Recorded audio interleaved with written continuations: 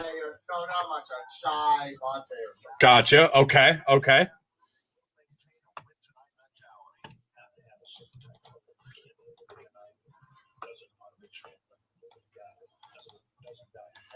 Oh, we got a little argument we could get into here from the 414. So, Brandon, did you hear Thunder this morning wanting to trade all the Brewers prospects away?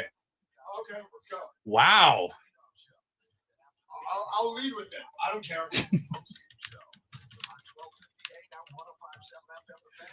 Oh, man. You crack me up.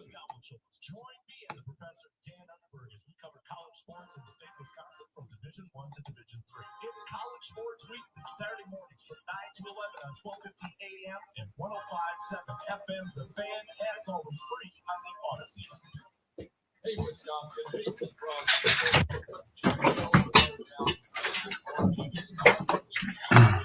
Our homes have taken a beating. If you were hit, don't settle for a quick patch.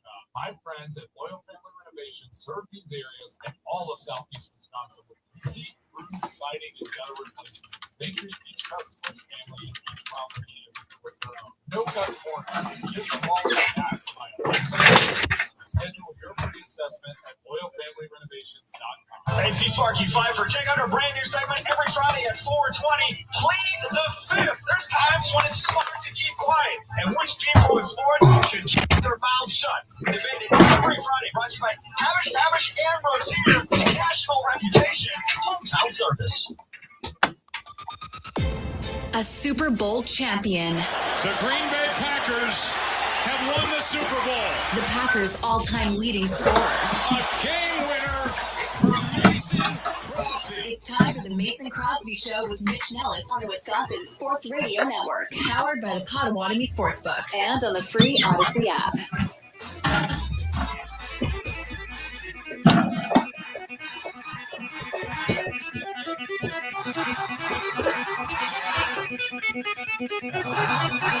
It's time for the Mitch Nellis Show with Brandon Side.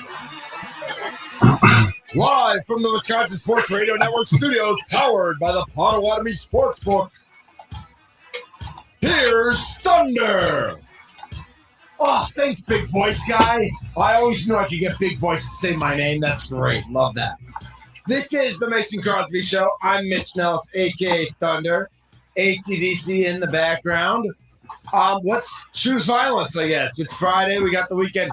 So, Brandon, did you hear Thunder this morning wanting to trade all the Brewers prospects away, thinking Madej isn't anything special? Boo. Flash. You don't get James Wood by not trading special. Okay? He's one of the If they're available. Right. And where would you put him? James Wood? He's a right fielder. Are you taking out Laura? I put him in right field. Are you trading Laura then? Just keep playing this song underneath this whole segment.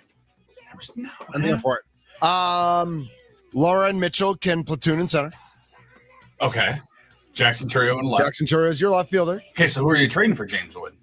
Who, by the way, I'm not against this. Right. He's 23. He's 23. He's a rock star. Yeah, he's a rock star. I love it. He leads the league in walks, in an OP. He leads the National League in 28 OPS. home He's got runs. 28 home runs.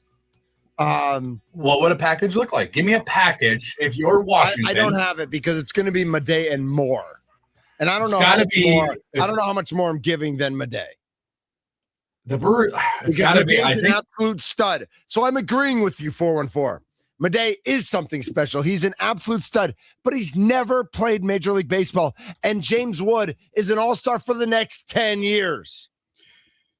Would you rather There's a have? difference. Would you rather have Madej, or excuse me, C.J. Abrams or James Wood? Because apparently both of them are. Well, no.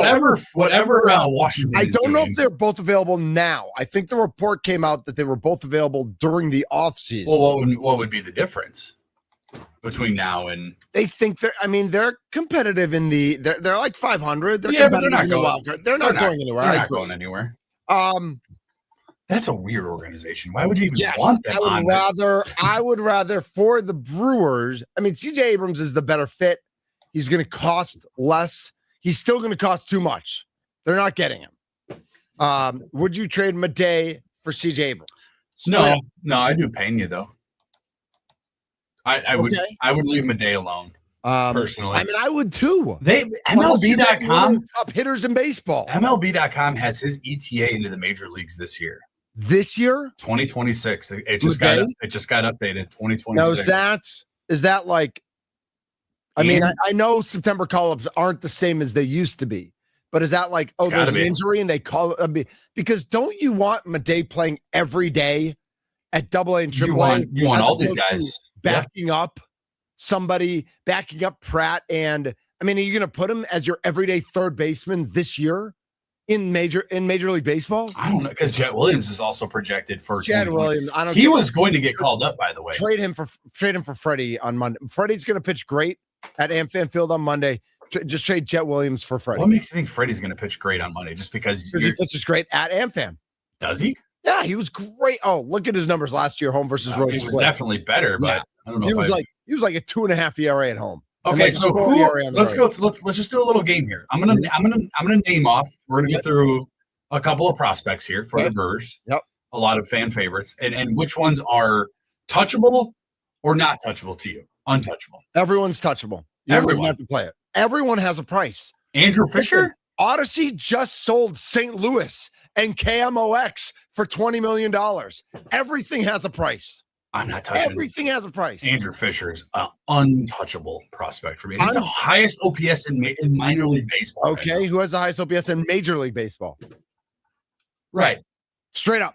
You're not trading Fisher for Alvarez? But Fisher for Alvarez. Yordan Alvarez. I thought you were talking about James Wood again. I was like, wait a minute.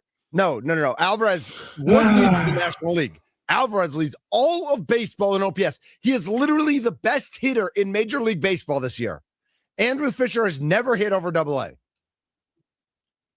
Yeah, there's no guarantee he can hit Major League pitching. There's no guarantee of that.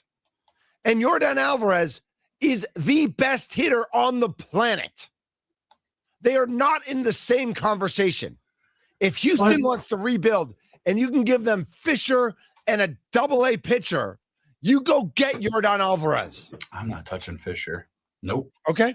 He is that third baseman. So you don't want to win. I'm hoping winning happens in the future. I don't think it's necessarily in the future. I don't think it's that can go for both ways there, Mitchie. I think both things can be true. Like you can win now and also prepare for the future. That's how the Brewers have remained successful in the way that they currently are. How would you feel regular season? How would you feel if 2-3 years ago they traded away Jackson Chourio for a guy? James Wood is out of it, but Yordan Alvarez, what's his contract? That's the other question. Well, that changes the equation. I understand.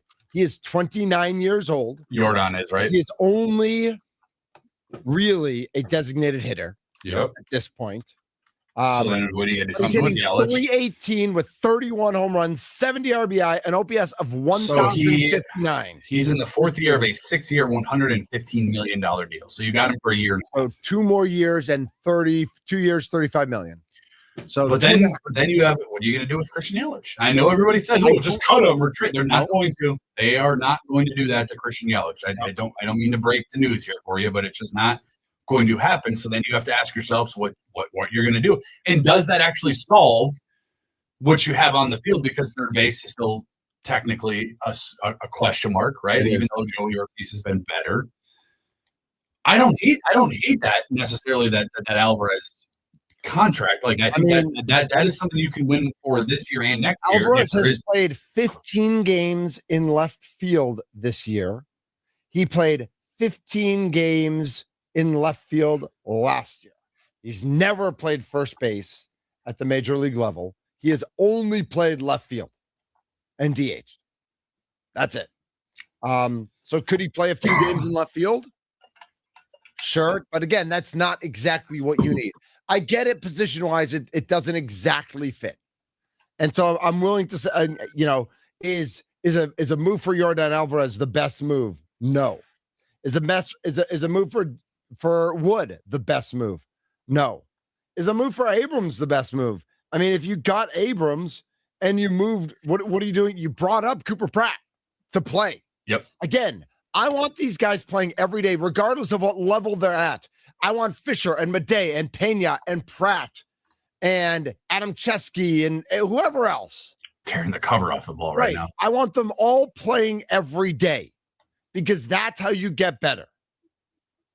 But at some point, there's a logjam, right? Yes, of course there is. Madej, Pena, who's just listed as an infielder, so there's multiple positions. Obviously, Jed Williams can play the infield. He can also play the outfield. Andrew Fisher's the third baseman. Cooper Pratt's up here playing shortstop.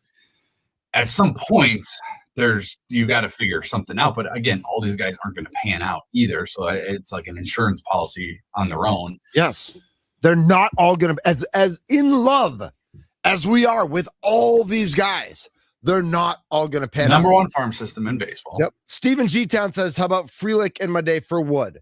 920 says James Wood is not on the trade market, which I tend to believe. I don't think James Wood. I think he was on. We're just going off of the 920. We're just going off a report that. And the report is that he and Abrams were on the trade market during the offseason, that Washington was willing to deal them. I don't know if they are right now. I don't know either. So Schwartz also says Madej and Frelick. And let's see. Front Row Ferguson says Abrams is not coming to Milwaukee. They aren't moving Pratt out of the lineup. Silly discussion. Brewers will go get Robbie Ray for Jet and some mid-tier prospects. Clears a logjam, and they need a dominant starting pitcher. Robbie Ray's because San Francisco is about to sell everybody.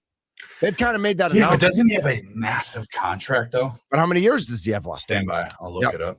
Bats will be way overpriced this time around. Not going to happen. No places to add them into the lineup. They need one or two dominant starting pitchers. That's it. That's from Front Row Ferguson as well. Would Brewers be able to keep these guys you're talking about, or would they be rentals? Yes, if long-term, no, if rentals. I get all that. We're talking hypotheticals here. What is Robbie Ray? Final year. Final year. Okay, so he's a rental. He's a rental, yeah. So you're really not going to have to give up too much for him. Who was the other pitcher in San Francisco? There was another one. Who am I thinking of? That's it. The World Baseball Classic. Yep. CJ Abrams, by the way, for the record, is almost 26. He's played since 2022. Pretty soon, probably in a year or two. All right, you got thoughts on this? And you look at his fielding in Major League Baseball. He has played 99% of his games at shortstop. He's played minimally at second base. He's never okay. Hang tight. I'll get you on now. Hang tight. Cooper Pratt is your shortstop. They want him to play every day, barring an injury or something crazy happening. Cooper Pratt is your shortstop. And so the only trades to make sense really is third base. That's the only position that's open right now. Is it though? Is it? Here's Milwaukee Brewers. I don't think that's true. Do you think right field's open? I don't think third base is open. I think first off, Joey Ortiz has been really good for the Brewers. Third base is open. If James Wood was a third baseman, we'd be having a different conversation because they would make a move. There's no one of that quality available in Major League Baseball that the Brewers could add. So there's no way to say like, oh, I would trade Madej for who's the best third baseman in baseball. Do you think the Reds would trade Eugenio Suarez to Milwaukee? Maybe they might be. They're going to probably be out of it, right? By the time the trade deadline comes around. I mean, they're kind of out of it now. I mean, would you trade Madej for Junior Caminero to be your starting third baseman right now? What's his contract? Junior Caminero he is 23. He is in his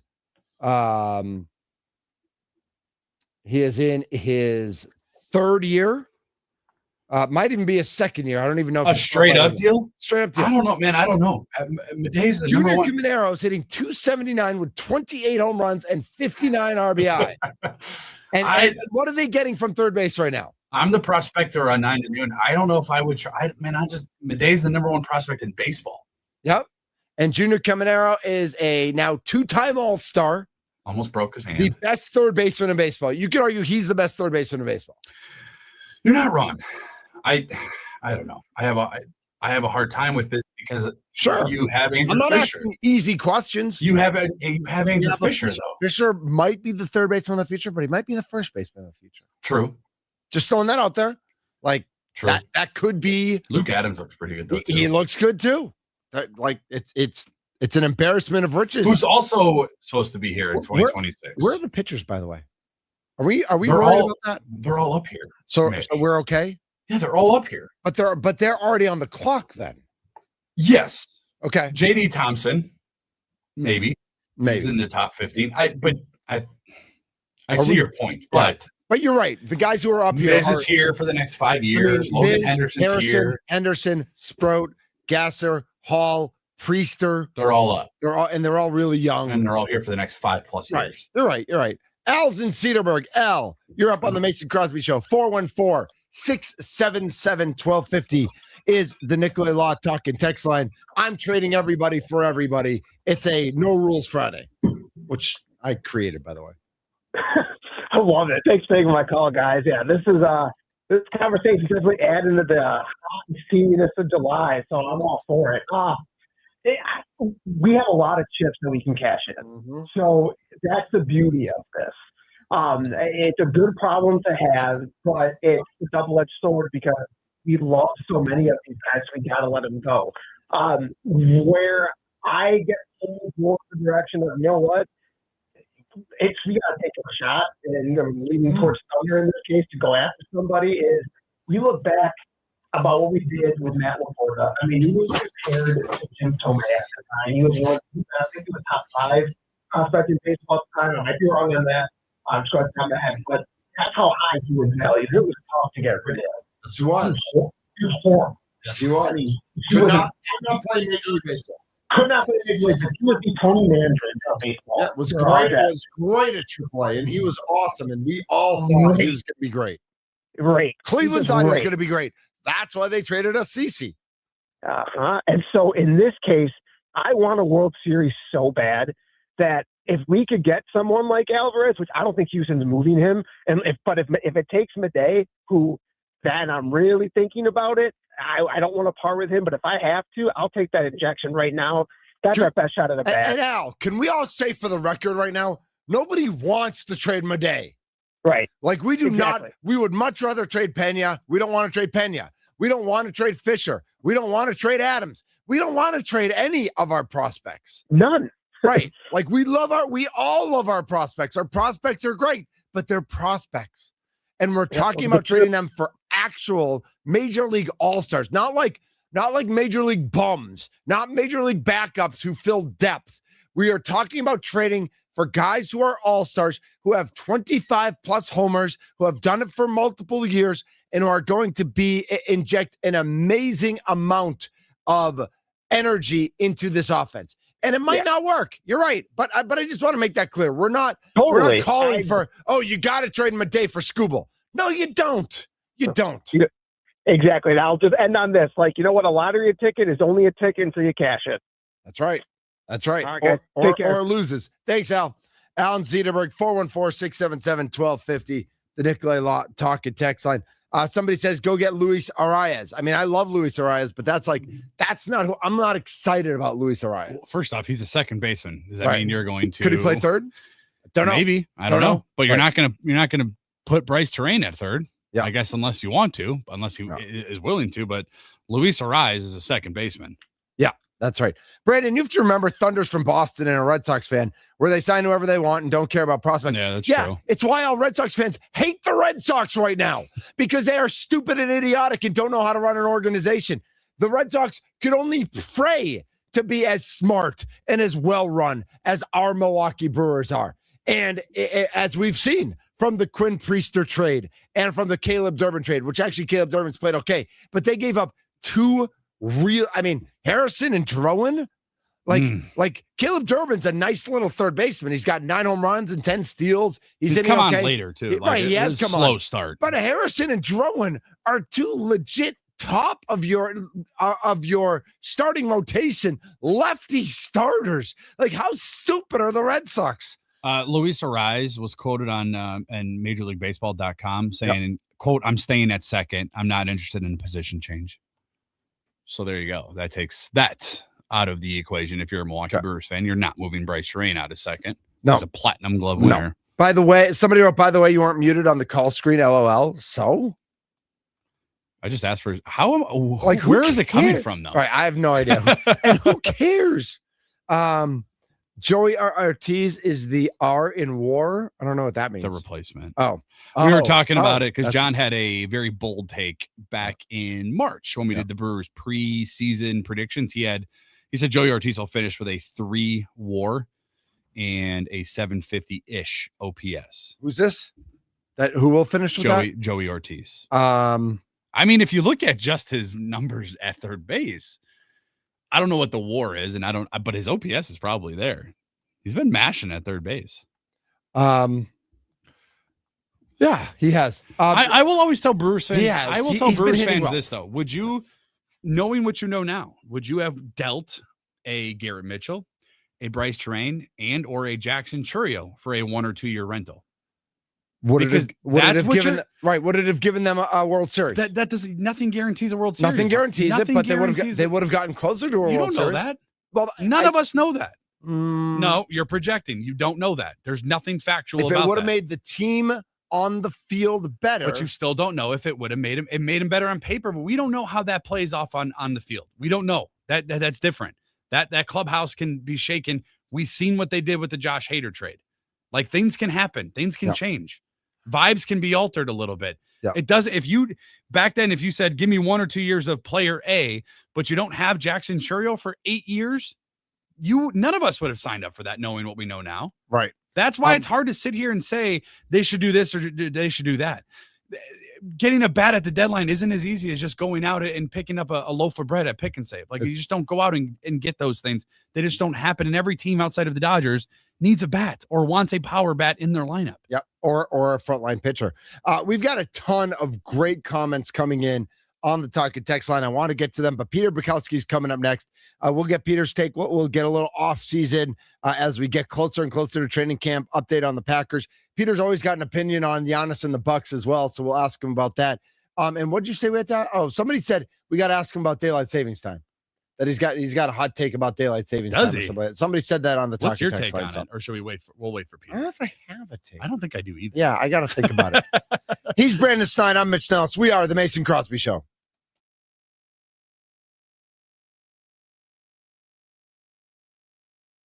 Wait, what?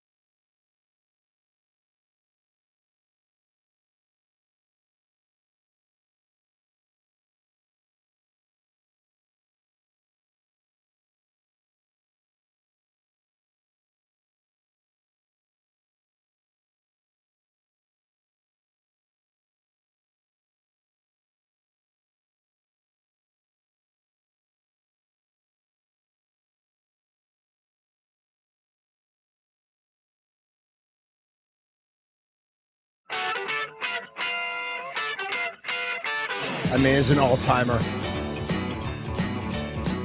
don't know if I know this one. Meatloaf? No. Oh my gosh, this is like a story song. It's 9 minutes long. It's about losing your virginity in high school. And like, all right, so she's like, all right, if I'm going to lose my virginity, we're getting married. And you're promising me forever. So now he's praying for the end of time to hurry up and arrive at the end. But I was at a wedding once where the bride and the groom like had a full-on acted out this song.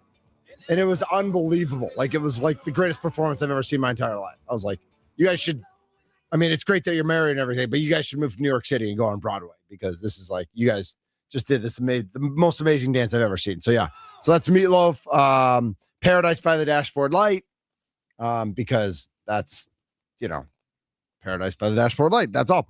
This is the Mason Crosby Show, aka the Mitch Nellis Show, aka the Brandon Snide Show. I'm Mitch Nellis. He's Brandon Snide. We are playing softball with Mason on Sunday. You should come to Beloit and hang out. All proceeds go to Make-A-Wish. Just go to skycarp.com to get your tickets. Skycarp.com. Anton Butkovich, 1616. I don't know if I butchered that name or not, on the YouTube channel. Not all prospects will become Major League Baseball players. If you look at the CC Sabathia trade, we gave up top prospect Matt Laporta, as mentioned, and he did not pan out whatsoever. It's a gamble, that's for sure. Al mentioned that Laporta was a top 10 prospect. I just Googled it using my Google machine. Overall, he was number 27 in baseball, which still means he's the Brewers' number 1 prospect. If there are 32 teams, maybe their number 2 prospect, still a pretty high prospect. So even if you take umbrage, which that he was not a top 10, being a top 30 is still pretty high. Yeah, but do you put into any weight into like the Brewers farm has changed a lot over these years? Like, it's not the same Nashville and Biloxi and Appleton. Like, this is a different farm system that has produced a lot of high level guys. Bryce Terang, Garrett Mitchell. Right. There's still no guarantees. There's never a guarantee for anything. It's not the greatest outfield in the history of AAA. When it was Keon Broxton, Brett Phillips, and there was a third guy who was amazing. I can't remember, but like who all ended up playing Major League Baseball, but none of them were great. Who did they trade for Yelich? Oh, that's the third guy. So those 3 outfielders were supposed to be the outfield of the future. Lewis Brinson, Keon Broxton, and Brett Phillips were supposed to be like the Brewers outfield for a decade. And none of them really ever panned out. No, they did not. Right? They all had more than a cup of coffee in Major League Baseball. But you know, so yes, I do agree that it feels like things have changed since then, and there are more guarantees-ish. But in my mind, it's only guarantees-ish. I don't really feel that it's there's no guarantees. There just aren't. 773 writes in, thanks, Chicago. I'm not saying Vaughn has been bad, but he seems to have cooled off significantly against lefties. Also, he is not hit for power. It feels like he is getting a pass. Maybe it's because Powers has been so good. Curious what Vaughn's numbers against lefties look like over the past 20 games. Oh, it's Mark in Eagle. Mark, thanks for the message. So I actually think that Vaughn either needs to play every day or I don't know what, because I don't think bone. It's the hand injury. Still, you think? Well, no, but that according to multiple studies they've done with that hamate bone injury, it has the power numbers have dipped. Have dipped until the following year, till they have a full offseason to recover and rebuild strength in the hand and wrist area. So that's not just a Andrew Vaughn thing. No. Now Jackson Churio, I think, had the same injury, or maybe his was just. I don't think his was actually a hamate bone. But yeah, people were talking the same thing about Corbin Carroll and his power. It's kind of the same conversation, same injury as Andrew Vaughn as well. I think I hear you, and he just started off so hot, and not necessarily power wise, but just hitting the ball well. I think he's a guy who needs to play every day. Yeah, I agree. And he doesn't have an everyday spot right now. I would put it. I said this on 9 to Noon. It's funny we were talking about this. Give him a week at third base, man. You put him in there in these games anyway, late in games, 8, 9, inning. A couple days ago, where he went in for Shoemaker, whatever the new guy's name is. In the 4th inning, he played almost the entire game at third base. Yep. Like what if you trust him in those moments of a late close game, why not let him out there for an entire game and get him some at bats, man? Like he's a guy that I feel like once he gets more. I do wonder how that affects the things also, though, because as we've seen with Joey Ortiz, or as we've seen with other players, different positions affect different players differently. Like, what if he goes to third and he's so focused on the defense that his hitting really takes a dive? I don't know. Or you just give Yelich days off. Can you put him on? Can you put him on the 10-day IL and just put? Hey, Thunder, you do know that guys who have been producing have less club control, right? How are we keeping them, JB, in the 920? JB, like, literally will find anything I say on earth and disagree no matter what it is. Like, I could say the sky's blue and the grass is green, and JB's like, do you know that there are parts of the world where the grass is purple and the sky is orange? Actually, the sky's orange. Not right now so much. Right? I can see some blue, which I couldn't see yesterday. He's gone after me a few times as well. Yes, I know that. You're talking about trading prospects for guys you have less control over because they are all-stars right now. And you're trying to win a World Series in 2026. And yes, sometimes that takes some future sacrifice. I'm not saying they should do it. I'm just saying they need to pursue it as an option and take all avenues. And if something pops up, like somebody is going to give you a great deal for something, you at least have your ears listening and attuned to what that might look like. Somebody thinks I'm Sparky, or does somebody think you're Sparky? I don't know. I don't know. Sparky. Is that also a compliment? I don't know. I don't know. I would take it as a compliment. Sparky's pretty solid. The Brewers have the 4th highest runs in Major League Baseball. This offense isn't in desperate need. Power is fleeting and not worth the dice roll. The NLCS wasn't about lack of power. It was dominant pitching versus ice-cold bats. Major emotional letdown after the Cubs series. Get one more starter and roll with Ms. Harrison, a new guy. That wins in the postseason. Again, that's Front Row Ferguson. Front Row Ferguson, and this, two things can be true. Power wins in the postseason. It just does. And it's fact. I'm not making things up. Go look at who's won like the last 30 postseasons. And it's the team with the power. That's it. That's the list. Especially in head-to-head battles. And yes, the Brewers pitching is great. And yes, their hitting is great. And yes, they've scored a ton of runs. And that's great in the regular season. It's fantastic. But that's not necessarily the way it goes. Peter Bukowski has joined the studio. We're going to go to a quick break. And then we will, he's got great hair, though. Go throw his hair back on. He always has great hair. Peter, man, your hair's the best. I thought you said gray hair at first. Great. I said, I don't see any great gray hair. I'm sure you have a couple. Dude, yeah, you're not looking in a mirror yet when you look at me. Trust me. Peter's coming up when we get back from break. Peter Bukowski is next on the Mason Crosby Show with Thunder and Snizzle.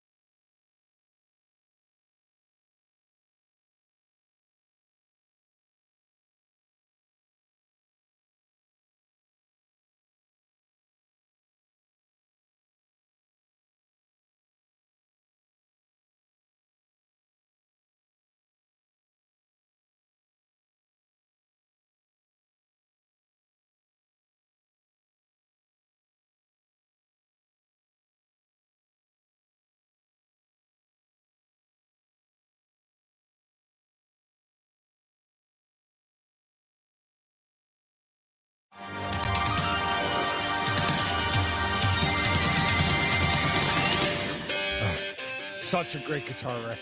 Let's go.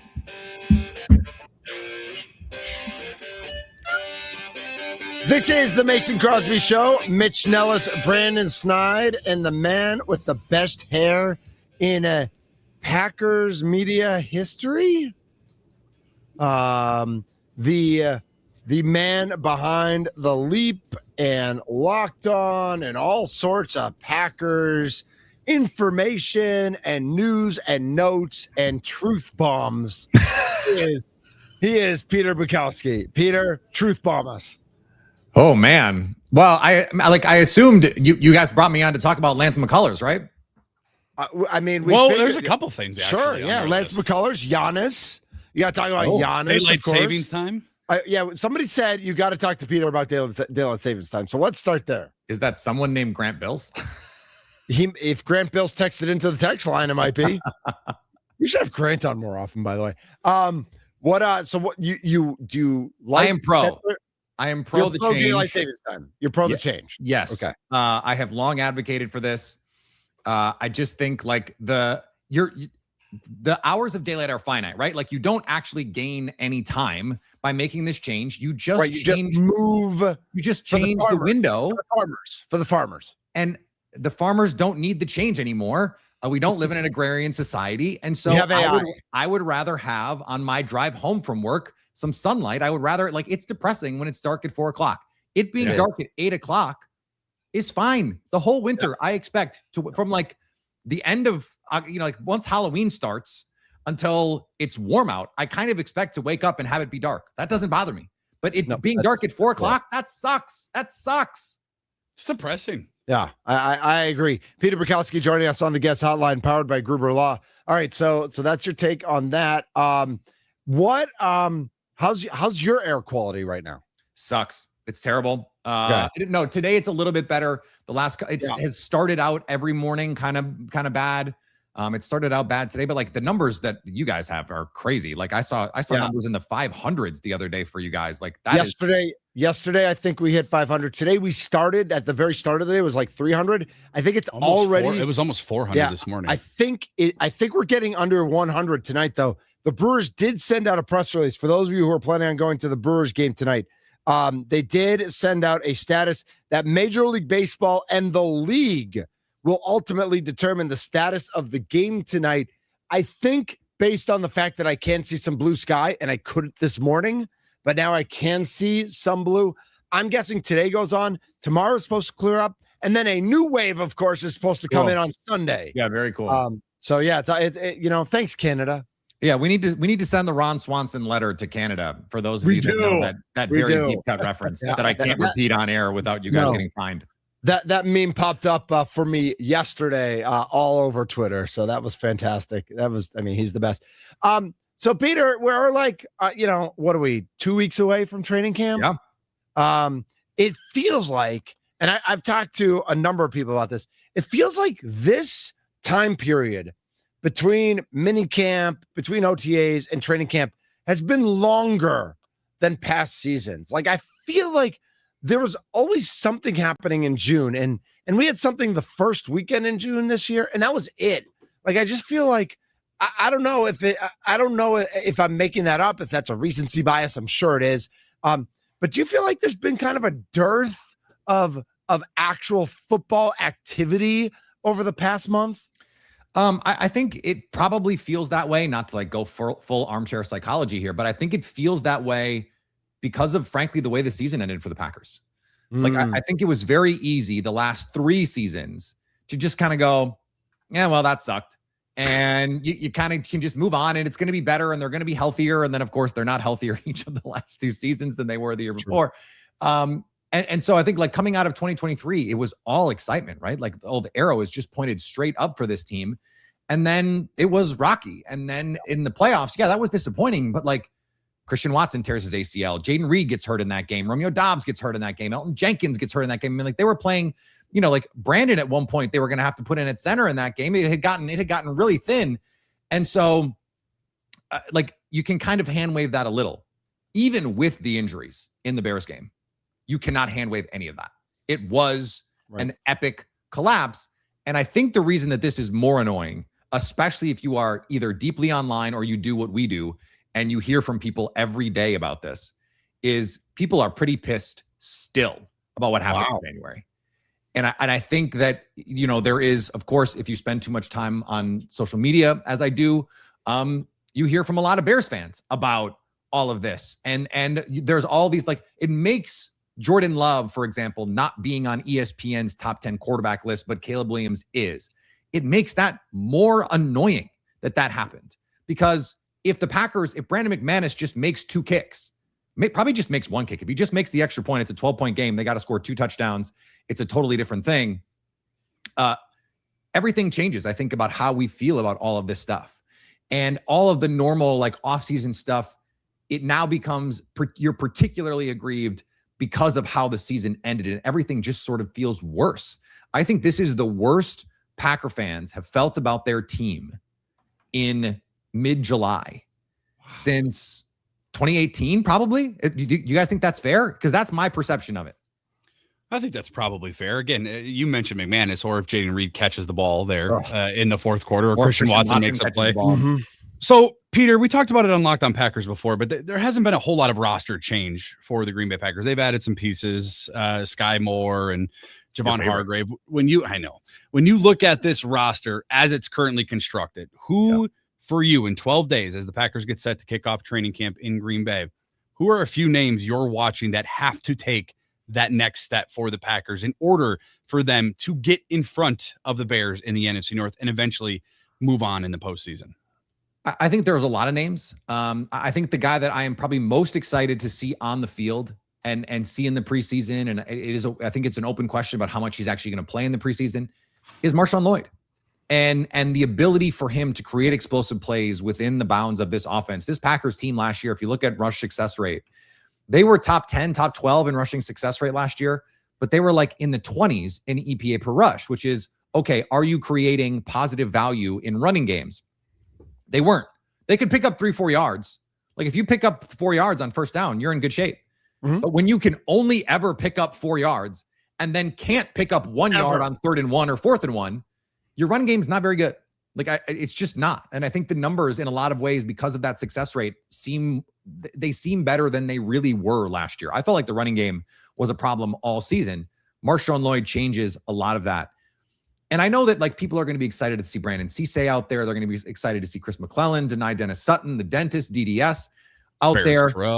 But the rookie that I am really interested to see how he progresses through training camp is maybe the most boring one, and that's Trace Mack, because he's going to be called upon to be a major factor for this team this year. The Packers season ended in large part because their kicker peed down his leg straight up.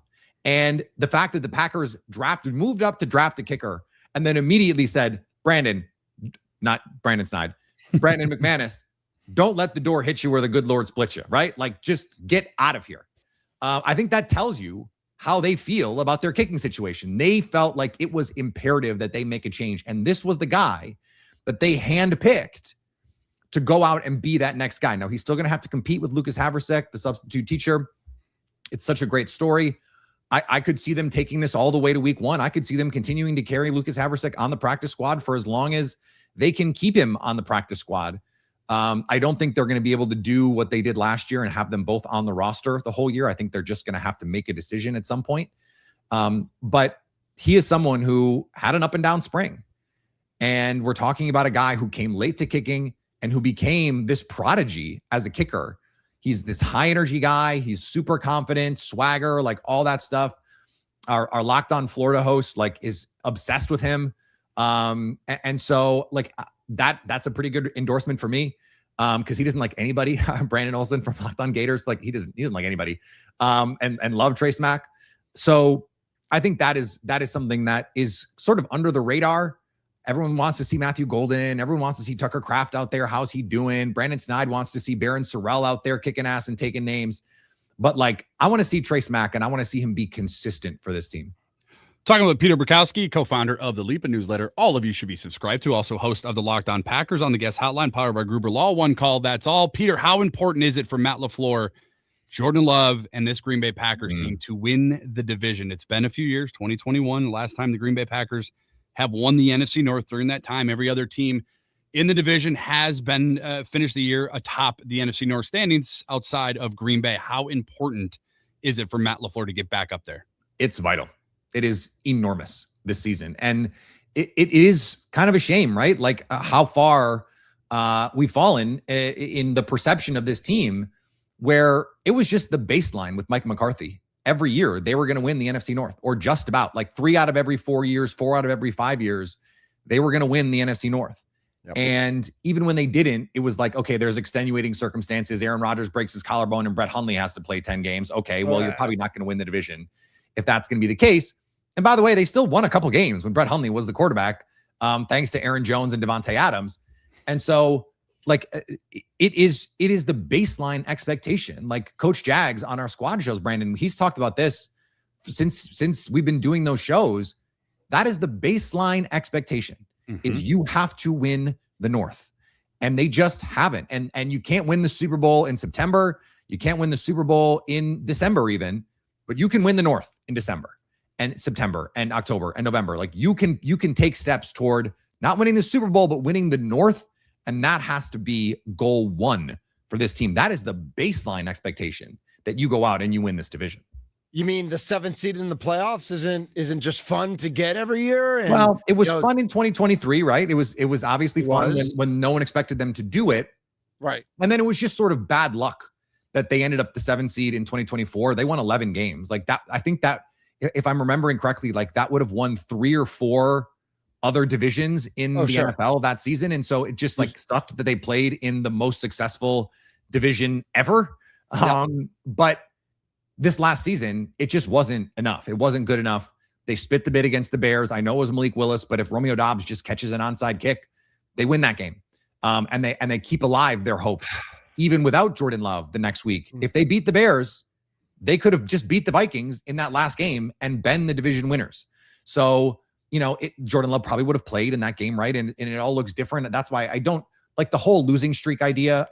I kind of reject, because it's like, okay, that's 2 Malik Willis games and a Clayton Tune game. Like, we're not really being fair with the Packers when we're doing that. If they needed to beat the Vikings, they probably would have. That defense played really well, even with all their backups against the number 1s for Minnesota. But you just have to go out and you have to win 12 games and you have to win this division. It is, you defend home field and you split on the road. Now with 17 games, that gets complicated.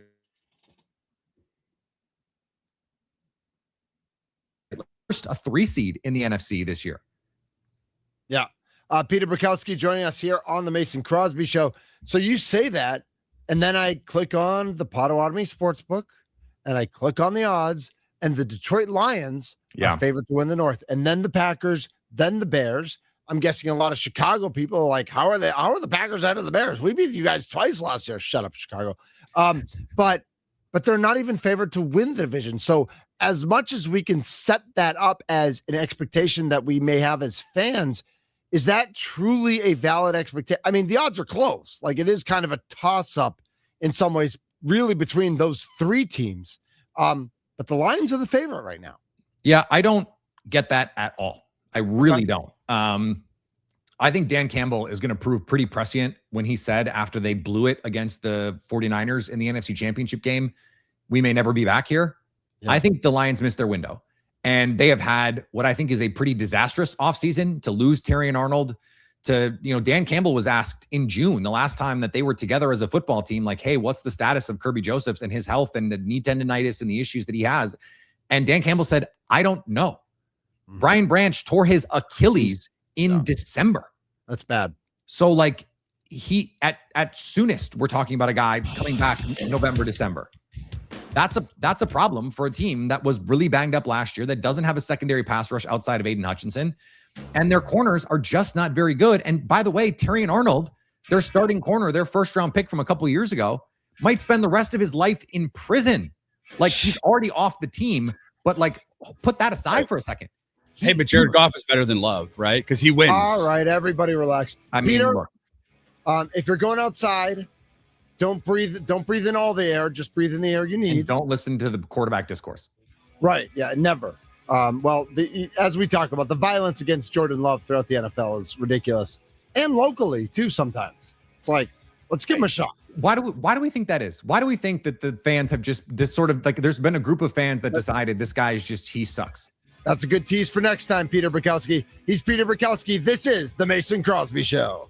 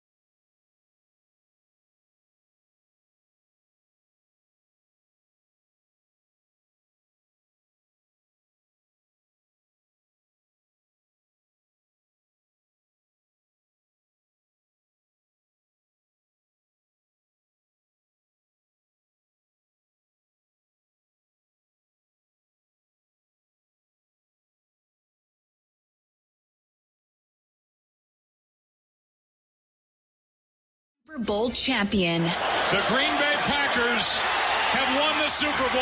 The Packers' all-time leading scorer. A game winner for Mason Crosby. It's time for the Mason Crosby Show with Mitch Nellis on the Wisconsin Sports Radio Network. Powered by the Potawatomi Sportsbook and on the free Odyssey app.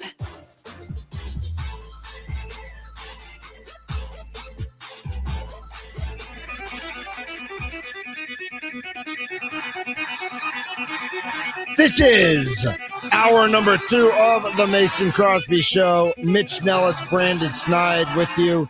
Mason Crosby enjoying the Northwoods today. But if you want to see Mason, you can find him Sunday at the Border Brouhaha. He will be in Beloit, ABC Supply Stadium, home of the Sky Carp. Go to skycarp.com. Bluey's coming next week. Brandon, you a Bluey guy? No, my kids are all well past that age. So mine are too, and we've started watching it. My 13-year-old can't get enough. It is hilarious. Really? It is so over the top ridiculous that, like, you know, it's one of those shows that they wrote brilliantly for the kids, but also the humor for the parents. SpongeBob used to be like that. Yes, SpongeBob was like that. I think Bubble Guppies got into that a little bit. If you got into Bubble Guppies. But it's been a joy to watch. I got to be honest. This is the Mason Crosby Show. Like I said, we're all watching the weather reports, the smoke index, the air quality index, and joining us now on the Mason Crosby Show, our good friend, president of business operations with our Milwaukee Brewers, Mr. Rick Schlesinger. Rick, how you doing today? Oh, I have you on mute. Are you on mute, or did I do something wrong here? Do we need to test? I got everything on over here. Technical difficulties always happen. I'm sure you can hear me. I can tell that you can hear me. Okay. And I have everything up the way I'm supposed to. You know what? Why don't we throw Rick out and do we want to bring him back in, or do we want to give him a call? What do you think, Brandon? Let's try it right now. Rick, you got us? Nope, I can give him a call then. It must all right, be. Yeah, he still hears us. Yeah. All right, I will text you his number. Let's do it. And we will get Rick Schlesinger on immediately. Let's see. There's you. There is. I have to attach a file. I am starting to see some blue skies out there, though. I was saying it is like it's been rough. Don't get me wrong, but it is kind of encouraging. It also, puts things into perspective a little bit here during all this wildfire smoke that it is starting to clear up a little bit outside. Although it looks like it could potentially come back over the weekend, which is something we don't Sunday, want. I think we're Sunday. I think we're good. I think we're good tomorrow. I think we're going to be good tonight. But then I think that we are Sunday's going to be an issue. And so I do think we should kind of keep our eyes on what happens there. Like I mentioned in the last hour, there is an email that came out from the Milwaukee Brewers. Status update on air quality for tonight's Brewers game. As of now, we're preparing to play tonight's game against the Marlins as scheduled. We're in communications with Major League Baseball, and the league will ultimately determine the status of the game. The health of our fans, staff, and players is our highest priority, and with conditions subject to change, any official update will come later in the day. There is another option for fans who prefer to exchange their tickets for tonight's game for another 26 regular season home game. Fans can go to brewers.com/game updates for more information on that and to hear more about that policy and everything going on at AmFam Field right now. Our good friend Rick Schlesinger. Rick, I'm sorry the video didn't work out. I'm sure I pressed the wrong button, but can you hear me now? I can hear you fine. Awesome. Perfect. Yeah. Sorry about that. Gremlins in the system, they happen. But absolutely. But I'm glad you could jump in. All right. So let's dive right into the status update on the air quality. We got that release from the Brewers earlier today that you're in communication with Major League Baseball and that the league will ultimately determine the status of the game. How do things look right now? Yeah, things are looking promising. So we have been seeing a definite improvement in the air quality. Yep. And we've heard good reports from meteorologists that we should be in good shape for tonight. So as of now, the game is going to go on as scheduled at 6:40, which is great. And obviously, we've got games on Saturday at 3:10 and a Sunday 1:10 that we're going to monitor. And obviously, health and safety of the employees, fans, and the players is paramount. But the goal would be to get obviously those games played as scheduled. So at least for tonight, we feel pretty good, and we'll keep updating everybody on the status of Saturday and Sunday. But again, we'd like to try everything we can to get those games played. Marlins are only here once this season, so. Right. From a logistics perspective, obviously there's heightened interest in getting the games played if it can be done without any, adverse issues for fans, employees, or the players. Now, I don't know how this works, like in terms of, the team's only here once. And if you knew there were going to be now it's different because there's a dome, obviously, at AmFam Field. So Yes. thunderstorms wouldn't affect things. But if you knew kind of for certain that the air quality was going to deteriorate significantly Sunday, is there any way that Major League Baseball, the Brewers and the Marlins would agree to a doubleheader tomorrow? Would anything like that? Could you ever do a preemptive doubleheader just to make sure you get those games in if tomorrow is clear? I mean, yeah, anything is open to discussion. I think that, the challenge is the air is so, the air quality can change very quickly based on prevailing winds, and there's so many unknowns. So if we were preemptively going to try to do something for Saturday and Sunday, we could end up finding out that maybe Saturday is a problem and Sunday's fine, but then we push doubleheader to Saturday. So we've got, no games on Saturday and then an open day on Sunday. So yeah, I think one of those things where, just like weather, a lot of times you have to make decisions sort of later rather than earlier. And so I don't think we're going to do anything right now for Saturday and Sunday. Just keep those games scheduled and we'll play it by ear. And we'll see if there can be adjustments and, see what can be done. Now, we're at home. So if we had to do something on Sunday at a different game time, we could theoretically do that. The Marlins fly to Houston, so it's not across the country. So there's a lot of possibilities. But and we're in close contact with the Marlins and Major League Baseball. And Major League Baseball ultimately authority on what can be done and what would be done. So, Rick, as you get into this, kind of a big picture, is some of this kind of fun sometimes to put the puzzle pieces together? I know it's at the end of the day, it's got to be annoying and you want every game to go off as scheduled. And, whether it's the revenue you're counting on or the fans who are traveling to games or whatever it might be. But is there a little something like, hey, this is something neat could have, let's say on Monday you had to play the Marlins in the morning and then there was another game as a fan, I always think that stuff's kind of fun. I'm guessing you have a different perspective. Yeah, I mean, all things being equal, I'd prefer not to have these kind of, weather-related issues. We're spoiled in Milwaukee because we have the roof, and my friends who work for the other teams without the roof always have weather issues, and they have to deal with it. So we're a little out of practice because we usually don't worry about the elements, but obviously something like air quality is. There's nothing we can do about it. But again, my office faces the ballpark and also downtown. So it's cleared up significantly. Yesterday afternoon was really bad.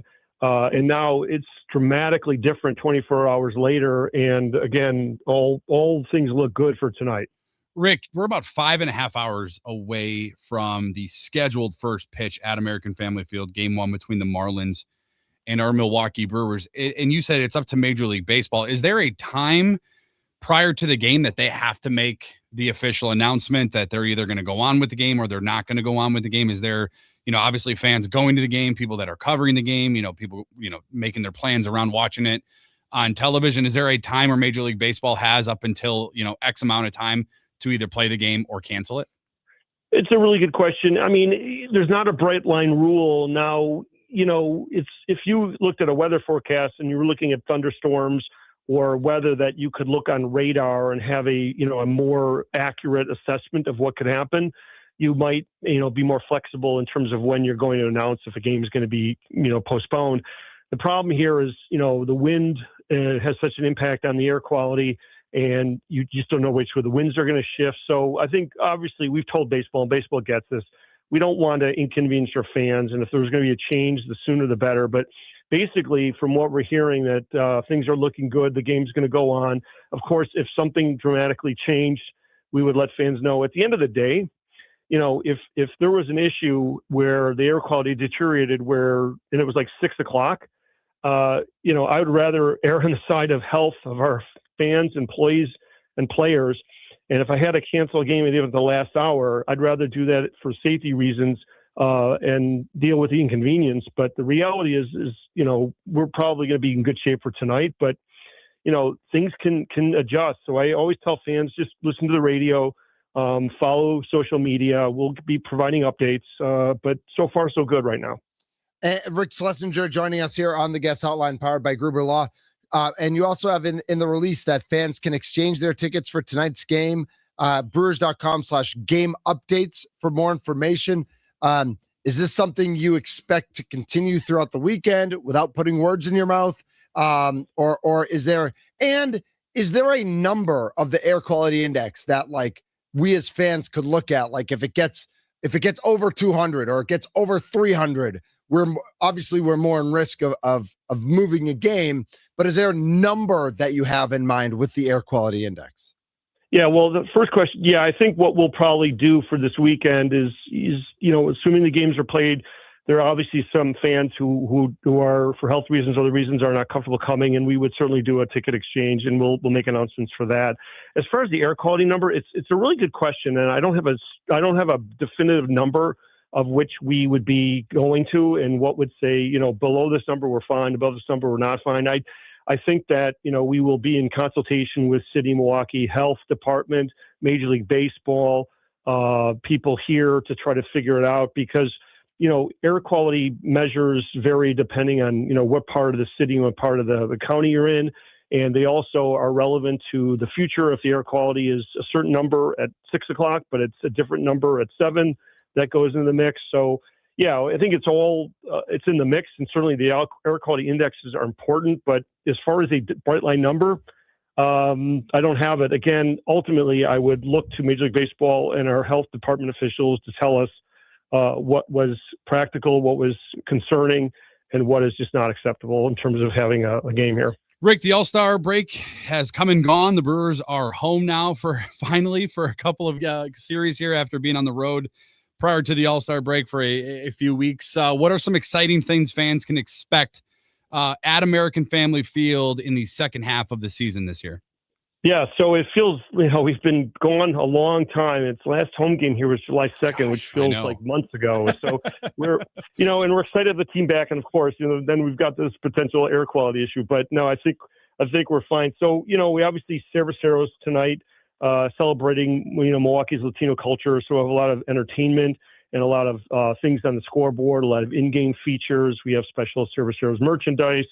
We've got Brandon Woodruff bobblehead tomorrow night, the first 25,000 fans. We've got Theme Day Paw Patrol. I'm a little old for that, but some youngsters will be excited. Fun. They get a cool lunchbox if they part of the theme package. And then the thing that I think I'm looking forward to most is a week from today, we've got the alumni baseball game. So we got 30 former Brewers players coming to play a 3-inning game after our 3:10 start against the Rockies on Friday, which I think will be just a hoot and a lot of fun for fans. Rick, can you issue doctor's notes like from the office of the president of the Milwaukee? So I have tickets to the game next Friday, and Mrs. Thunder, who I love dearly, I will take responsibility. I forgot to put it in the calendar. And so she invited a few people over for Friday night dinner, which we do pretty regularly at our house. Could you issue me like a doctor's note so that I can make sure I'm at the baseball game and not home for dinner? Yeah, in fact, I'm a little upset that your wife planned a dinner so that she wouldn't be coming to the game. So if you give me your offline, if you give me your wife's cell phone number, I'll call her and I'll pleasantly berate her for her lack of fandom, but also let her better half attend this game. She knew we had tickets. She forgot what date it was for because I told her that we were going to a game in July, and then I forgot to put it in the calendar. So I think she knew. Somehow it's your fault, right? Right. I think she thought it was Saturday, which is an honest mistake. I probably may have said. I don't think I said Saturday, but because the Friday game's like a 3:10 start, I think that threw her off because I told her, oh, it's an afternoon game, so she's like, oh, it must be Saturday. So offline, give me her cell phone number. I'll call her and I'll definitely get you out. Perfect. We are working on that as we speak. Great. Miz didn't get to pitch in the All-Star game, but he got to show off that glove. And I don't know how much goes into like your marketing department or collaborations with players when they do things like this. But obviously, and again, like you mentioned, Paw Patrol, I mean, you and I didn't grow up in the era of Pikachu and Charizard and all the different Pokemon cards, but certainly we're aware of the phenomenon. When Miz or somebody does something cool pop culture wise like that, how do you guys try to partner with the players or figure out the best way to like get their interests more into the flow of what happens at the ballpark? Yeah, no, I think, we're always trying to, personalize and humanize the players. And, I think fans look at the players and think, they're sort of these elite athletes and larger than life. But you know what? They every day they show they're regular characters, regular Joes, and they are interested in the same pop culture things that we all are. So it doesn't shock me that Miz is sort of an example of that, where he's interested in things that people are interested in. And yeah, when the players organically come up with something, we will definitely try to work with them and help promote it. And we want to be respectful, because not everything the players do is is a marketing angle. Some it's just a personal preference or something they like to do. And sometimes the players don't want to magnify it or make it bigger than it is. And sometimes the players are fully embracing. So we work with them individually and we sort of follow their lead. Miz is such a genuinely decent guy, a very humble guy. And he's got this elite arm and, throwing up numbers that we've never seen before in baseball. But he's just a regular guy and he's enjoying it. And he's competitive as heck. But he's also a young guy, and this is his first taste of stardom. And I think he's handling it really well. But, there's a lot of pressure on a young kid when people expect him to, throw, 15 strikeouts, a one-hitter, a complete game. And it's a pretty rare occurrence, and we saw it. But, the expectations for him are so high. I think he's handling it great. And if he's got some cool sort of idiosyncratic cultural things that he wants to talk about, we're all for it. Rick, the schedule for 2027 has been released from Major League Baseball for the Milwaukee Brewers. Obviously, the elephant in the room is the unknown of what that season could look like with the CBA and Major League Baseball potentially going into a lockout. How does that impact your job, your team's job, when you're trying to plan for 162 games, obviously 81 of them being at American Family Field, but not knowing what the CBA in Major League Baseball could look like? Yeah, I mean, I think the reality is we all know that there's always the potential whenever the labor agreement's up, every 5 years, it's a contentious and sometimes challenging negotiation. But we haven't missed a regular season game since 1995, and so that's a 30+ year track record of avoiding any work stoppages. Now we've come to the brink, and we've gotten a deal done, and the expectation or the hope would be that we get it done this time. But a lot of unknowns. And meanwhile, we plan for the full season. We sell tickets, we sell sponsorships, we get our broadcast going. We plan promotional items for all 81 home games, and we budget for 81 games. And if things get adjusted, they get adjusted. But, right now our focus is obviously on a second half of what could be a great season for us. It's going to be competitive. This division is tough. And we'll worry about 27, in November. But right now focused on 26, and a lot of home games left and a lot of thrilling baseball, I think, left to come. Rick, how often do you sneak up next to Matt Arnold's office without him knowing and just kind of like put your ear out and figure out what's going on? And what are the blockbuster deals the Brewers are working on right now? Yeah, well, Ben and I talk pretty regularly. I don't necessarily give him my personal opinion about trades because he's got a whole staff of experienced people who have a great track record. But, Matt has been clear. We've been in the last several years, we've been very aggressive in working on in-season acquisitions. Mm-hmm. And, what's challenging this year is there is a huge number of teams still in the hunt for a wild card or division title. Right. And there's only a handful of teams that you would look at and say are out of it. So you've got a seller's market of limited players who can, meaningfully help teams. And you've got a lot of teams looking to acquire those players. And, with our farm system rated so highly, there may be a sense that the asking price of the Brewers for prospects is going to be higher than it is for another team. And obviously Matt's got to weigh the advantages of acquiring potential game-changing players for this trade deadline versus, giving up talent that could be in the Brewers for 5, 6, 7 years. So he's got to juggle all that. He's been very successful doing it. It's not an easy job. So I worry about, air quality, but he's got, a much bigger job and a lot more pressure on him. But he's shown in the past and he knows what he's doing. Absolutely. And I would argue they are both big jobs. We had a discussion earlier today about, would you trade a top prospect for a player who, for a current all-star, for someone who makes way more money, you have way less control over, but has done it at the major league level. And the name that we're always going to bring up right now is Jesus Madej. But you and I both remember Matt Laporta, who wasn't nearly as good as Madej is, but was a very highly rated prospect and didn't really pan out in the majors for Cleveland as part of that CC Sabathia trade. When you look at guys like Madej and Pena and Fisher and Adams and all these names in the minor leagues, are you able to compartmentalize like, hey, I want to see how good this player is going to be, and I'm really excited for their future, and I know that they could be used as a piece to get a current major league all-star or piece that could really help us succeed in the postseason in a way that we haven't seen in Milwaukee before? How do you balance those two things, which are both, of utmost importance? Yeah, I think they're sort of the rub, right? Is you've got to balance, giving up future value for current value. And I candidly don't know that there's anybody out there that's worth us giving up somebody like Jesus Madej. I don't know that anybody's available at that level that I would do that. But, we have a very deep farm system, and Matt understands that to get quality, you have to give quality.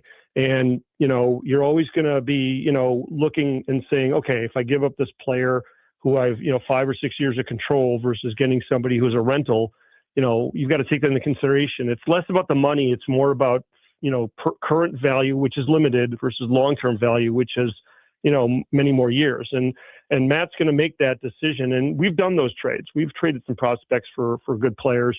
And, we've also traded, good players for good players and taken on money and not had to trade some of our top prospects. So if there's a financial opportunity, we'll do that. Mark has always said that there's money available to acquire talent.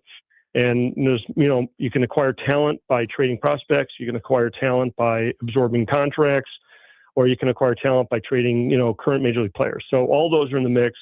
Matt's working nonstop. He's got a whole team of analytics people running all the scenarios. And I think he's very active.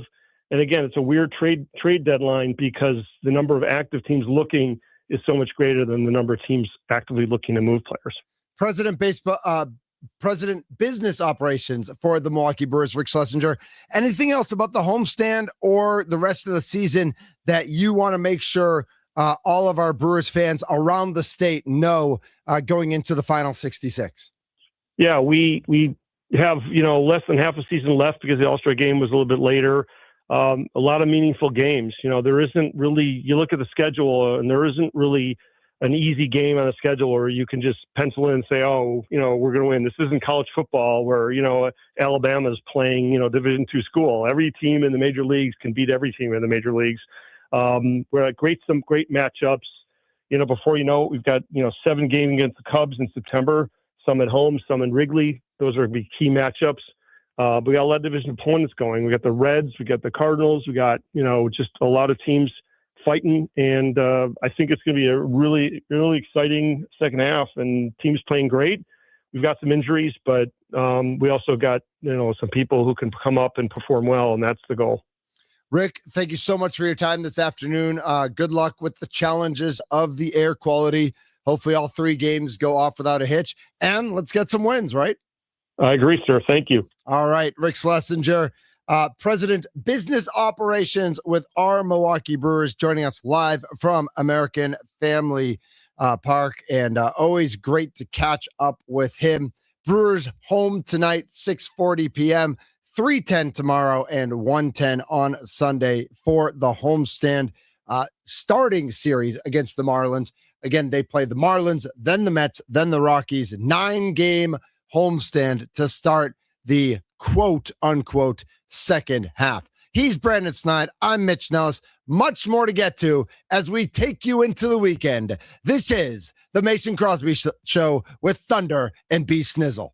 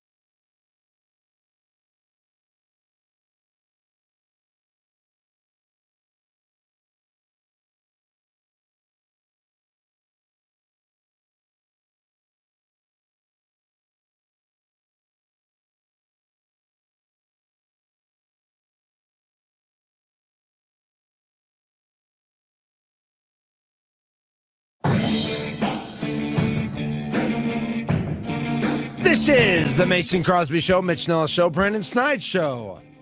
Brought to you by life and happiness and joy and kindness. Your your lack of sleep last night has been awesome I don't today. know what you're talking about. Okay, walk me through last night. Because when I do the morning show, Yep. which you did this morning, Yeah, true. I can't sleep. Sparky and Thunder today. I can't sleep the night before because I'm worried I'm going to oversleep. 100%. Was that the case for you? So I can sleep, but I sleep the lightest sleep of the light sleepers. Yeah. So like I felt like I was awake even when I wasn't. And even the dream I had was a dream of like I was worried about like putting something in the right place or getting something on time or doing something just right. And I didn't dare open my eyes to like look at my phone to see what time it was.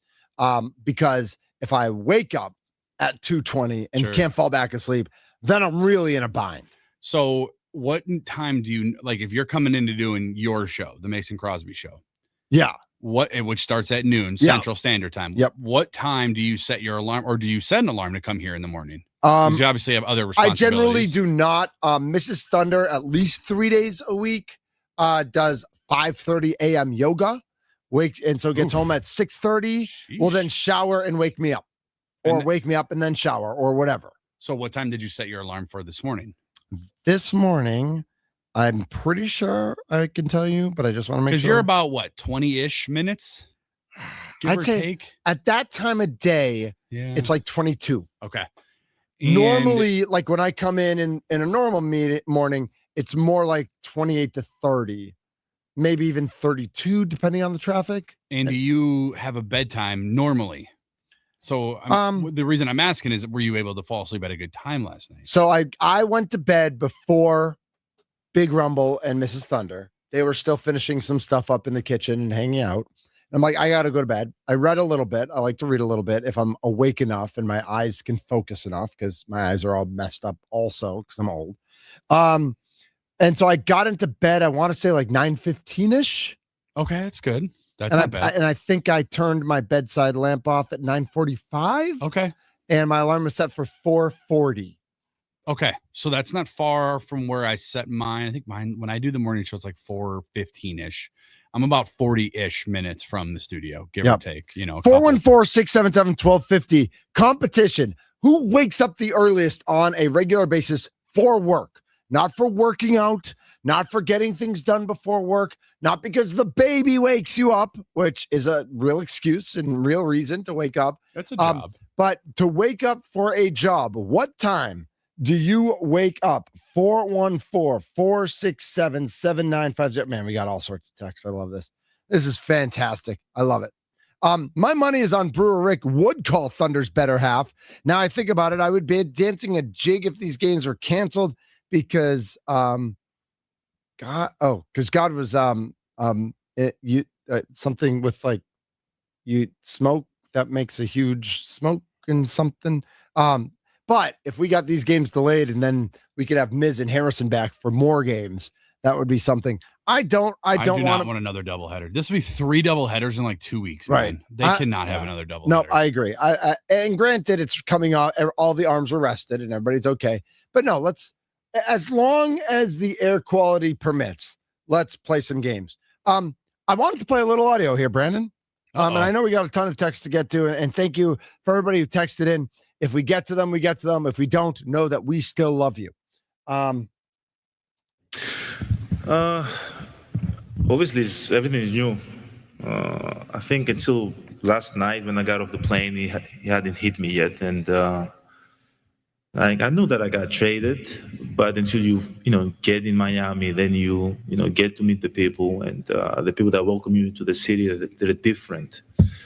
And then you go into a facility that's unknown. You don't know where your locker is. You don't know where you're going to get treatment. You don't even know how to get access to the court. All these things are new. I'm excited though. I've been with the Bucks for 13 years. I love what I've felt so far. I think people are so welcoming, so nice to me. I hope it stays that way. It will stay. I took a walk around the city. People are very warm, nice, excited for me to be here and my family to be here. And but I'm so driven. Like all this stuff is nice. Like we can talk about it all day long. And as I've got older, I think I tend to talk even more. But I just love playing basketball. I just want to like I got on the court. I was able to talk to the coaching staff and like the way they play and what they think. And I just want to be around them as much as I can. So when the time comes, the training comes, I'm ready. I'm not just I'm ready. I'm ready to help my teammates. I'm ready to give positive feedback to people that need it, and I'm ready for the challenge. As I said, I love pressure. I think pressure brings the best out of me. That's what I've seen so far in my career. I don't like being in a comfort zone, and I think this is the right place to be. I'm excited to be here. Cool. You okay, buddy? Are you so mad? Like, are you mad? Are you sad? What? Brandon Snide. We were sold a lie, man, for so many years. We were sold a lie for so many years. I know I'm the only one on the station that can say that. Everybody else is afraid to criticize Giannis. I get it. I'll criticize Giannis. I just don't think we were sold a lie. What were we not sold a lie on? If you were sold a lie, then you're the idiot who believed it. Oh, why wouldn't I believe it? Because you know how the business of sports works. He's the idiot who doesn't know how the business of sports works. Well, I mean, just a few months ago, he's tweeting out, legends don't leave, they attract. Okay. Then he's tweeting out a video, I'm never bleeping leaving, of the Wolf of Wall Street movie clip. Sure. Am I not supposed to believe him? Believe him what? If he says he had signed multiple extensions, he had signed multiple extensions in Milwaukee. He said he was never leaving. He said he was different. He never said he was never leaving. Yes, he did. No, he did not. He has a tweet that says it. I'm never leaving. Yes. No, he does not. Loyalty in my DNA. Right. That's not the same. He did not say, quote, I am never leaving. Loyalty's in his. I still believe loyalty's in his DNA. He knew he couldn't win here. He wants to win. Why couldn't he win here? Because it's his fault. It doesn't matter. It's his fault. Brandon, it's 2026. It doesn't matter whose fault it is. In June of 2026, if Giannis says, I'm staying, and they say you're staying, and he signs the contract extension in October, they're not winning diddly. And everybody knows it. So what's he staying for at this point in his career? For loyalty? You don't just stay for loyalty. You don't think you play professional sports to win. You don't think he owed? You don't owe anybody anything. Would you let me finish? You don't think he owed the organization a year to rehash this roster, rehash their money situation, kind of a gap year? Oh, like what every other last year was gap year. Last year was the gap year. Last year was not a gap year because they got Miles Turner. It wasn't. No, that's the problem. What I'm trying to get to you is that they went out and acquired the number one free agent. That wasn't a gap year. You don't do that in a gap year, Mitch. Okay. Wake up. So even worse. No, because they got the number one free agent. Steph Curry has sucked. They got the number one free agent and still sucked. Right? They sucked this year. Even when Giannis was healthy, they sucked. Nothing's Giannis's fault. No. There's lots that's Giannis's fault. But for this to be a surprise to you, I didn't say it was you haven't been watching. Did I say I was surprised? You're acting like you're surprised. No, I'm acting angry. You're allowed it's to be okay angry. to be angry. Oh, it's totally okay to be From angry. the 414. I'm with you, Brandon. Thank you. Yeah. Most Bucks fans that are realists, not these Giannis fans. No, realists. And these Bucks know that the Bucks can't win with Giannis. Only when Giannis is here. I've lived the days before Giannis.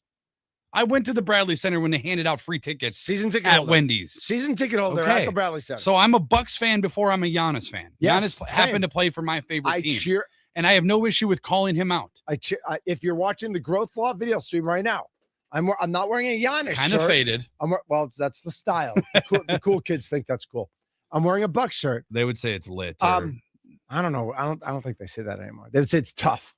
That's true. It's tough. TUFF. Right. Exactly. Yeah. As a realist, I believe the Bucks were never going to win again with Giannis, and they should have traded him a year ago. They messed up on that because they could have gotten even more for him then, but they got the most they could get back for him. I believe that to be true. And so regardless of whether he lied or Horst lied or Lazary lied before he left or Edens lied or Haslam lied, it doesn't matter. At the end of the day, I want the Bucks to be the best possible team they can be. And they were never going to win again with Giannis. And I believe because that. he didn't allow them to. Okay. Because what but I don't care organization why. what organization keeps that type of window open for a decade?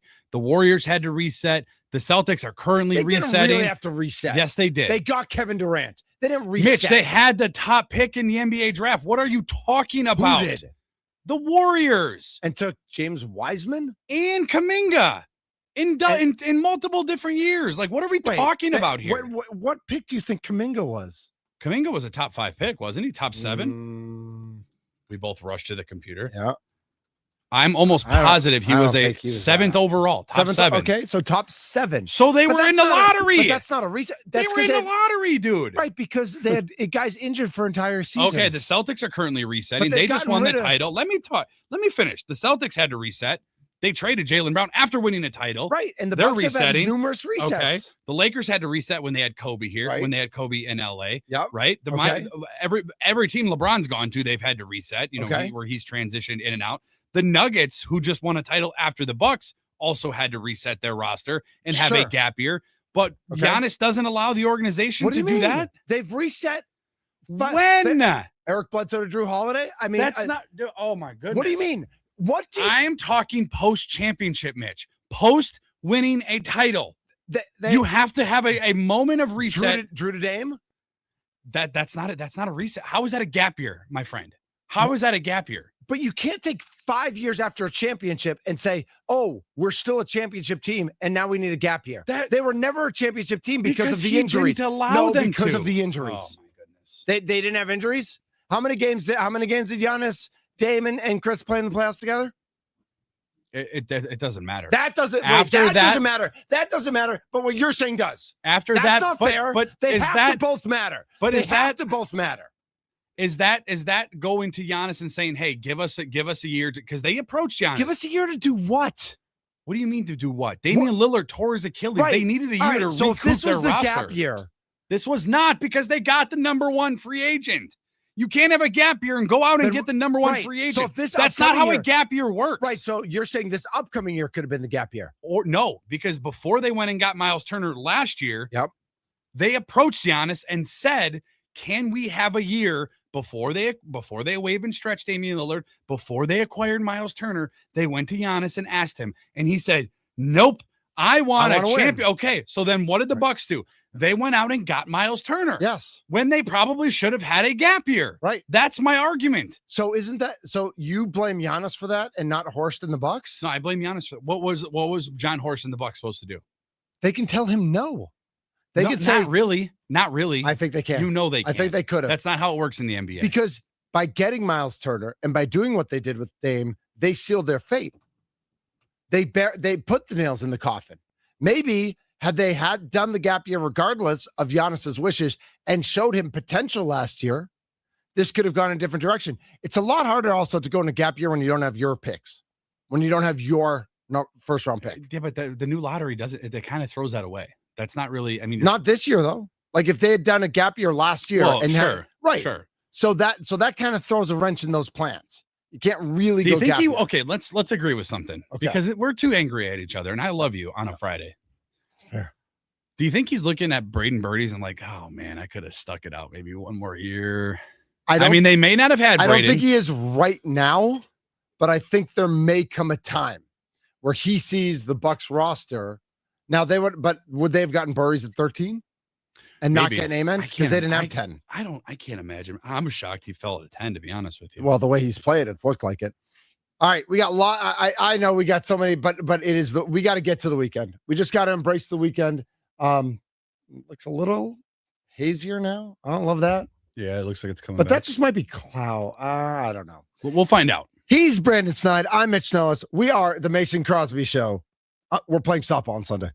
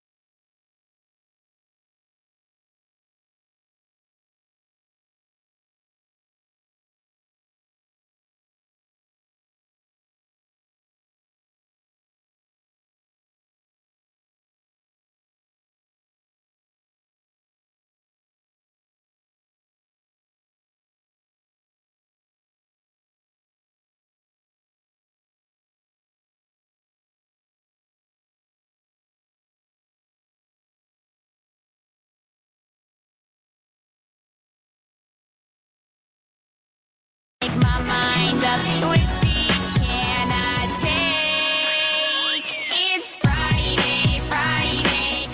Rebecca Black bringing us back on a Friday.